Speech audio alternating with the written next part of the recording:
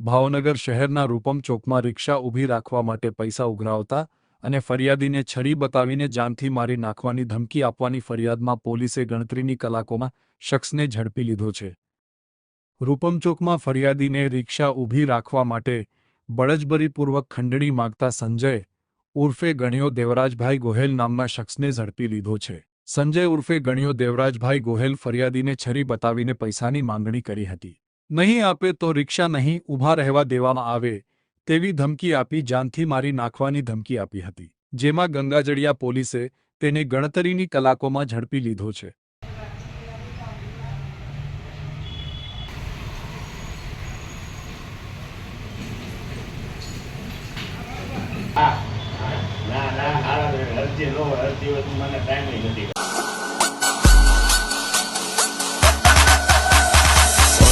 पछाण है रब दी पछाण अली दिया ताकतानू जानदा जहां अली मौला अली मौला अली मौला अली अली रब दा शेर उची अली दी शान भूलते ईमान अली नबी दा ऐलान